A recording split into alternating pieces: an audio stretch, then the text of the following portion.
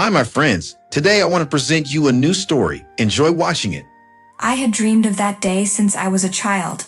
Not the dress, not the flowers, but the feeling of being seen. Really seen. Hendrix's hand was warm in mine as we walked into the reception hall, the music soft, the air glittering with laughter and champagne.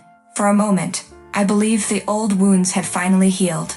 Then my mother, Sophia, rose from her seat with that radiant smile. The one everyone mistook for grace but I knew was the prelude to humiliation. She lifted her glass and said, "Before we toast to the newlyweds, there's a small announcement." The room stilled. Even Hendrix's fingers tensed around mine. Sophia turned toward my sister Nola, her golden child, her forever favorite, and continued, as a token of family unity, "We've decided to pass the car Hendrix's parents gifted Betsy to Nola. She'll need it for her new job, won't you, sweetheart?" A ripple of gasps passed through the guests. My throat closed. The chandelier light blurred as my vision filled with tears I refused to let fall. Hendrix stood immediately, his voice low but shaking with anger. "Excuse me, Mrs. Harper," he said.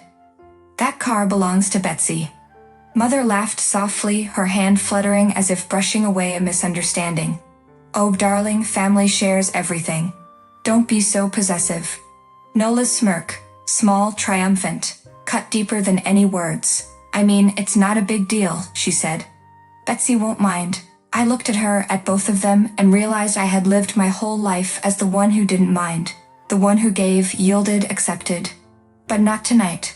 I turned to the guests, friends, relatives, co-workers, all watching, unsure if they were witnessing a toast or a betrayal. My voice came out steady, though my heart hammered. "Thank you, Mother," I said quietly, "but that car isn't yours to give." Her smile faltered for the first time. I felt Hendrix's hand slide into mine again, grounding me. Inside, something cracked, not from breaking, but from finally letting the truth breathe. That was the moment I understood. Love that demands your silence isn't love. It's control dressed in pearls. And for the first time in my life, I refused to stay silent. The morning after the wedding felt like waking from a nightmare that still breathed in the room. My phone buzzed nonstop. Messages from guests, apologies, and whispers of, "I can't believe your mother did that." But I could. I always could. Growing up, I was the buffer between Sophia's moods and Nola's mistakes. When Nola broke things, I was told to apologize for her. When she failed, I was reminded to set a better example. My childhood was a script written in guilt and played in silence. I remember once at 16, I saved for months to buy a second-hand bicycle. The day I brought it home, Nola cried because she wanted one too. Mother smiled that same tight smile and said, "You're the older sister, Betsy. Be generous." By evening, the bicycle was gone, shared with Nola. I walked to school for a year after that. Now, as I sat at our kitchen table, Hendrix poured coffee and said softly, "You've been quiet since last night." "I was raised to be," I murmured. He reached across, his hand covering mine. "You don't have to let them take from you anymore." His words trembled something deep in me, a place I'd buried under decades of obedience. Tears stung as I whispered, "They don't even see it as taking. They call it love." Later that day, my mother called. Her voice was Surupi practiced. "Betsy, I hope you're not still upset. Families shouldn't fight over material things." "Mother," I said, steady now, "you taught me to give until I vanished. I'm done disappearing." There was a long silence, sharp as glass. Then she hung up. For the first time in my life, her silence wasn't my burden, it was my boundary. 2 days after the wedding, Nola posted a photo online. Her hand on the hood of my car, the caption dripping with triumph, "Family shares everything." The image spread fast. Old friends messaged me, some confused, others furious on my behalf. I stared at the screen until the letters blurred. My chest tightened, not from loss, but from the realization that Nola truly believed she was entitled to everything of mine.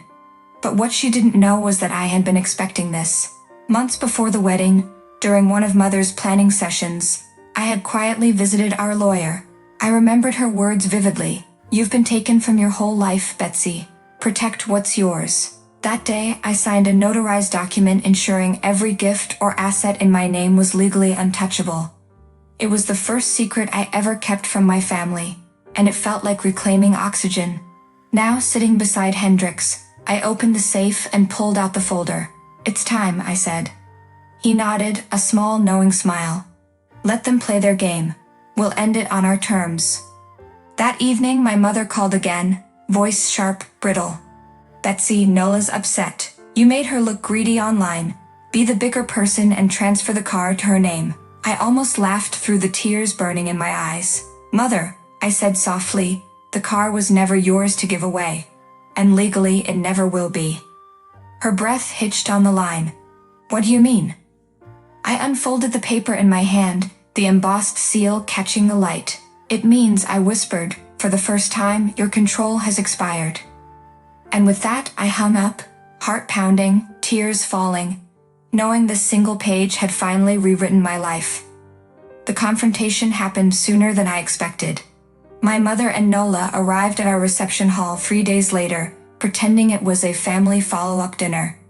But the tension was unmistakable. Nola's heels clicked with entitlement, and Mother's smile was the same weapon polished for decades. "Betsy," Mother began, her tone sweet but edged with command, "we'll take the car keys now. It's only fair." Guests from the wedding who gathered for brunch went silent. I saw their faces, curiosity, pity, disbelief. Hendrix rose beside me, his voice calm but cold.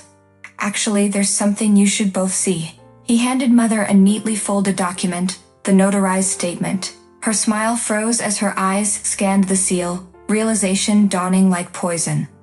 "This can't be legal," Nola snapped, her voice cracking. "It is," Hendrix said evenly. "Betsy's name. Betsy's rights.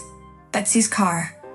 The room seemed to hum with quiet justice. My heart thudded painfully as Mother's mask finally slipped, the charm gone, replaced by fury and disbelief. "After everything I've done for you," she hissed, "you'd humiliate us?"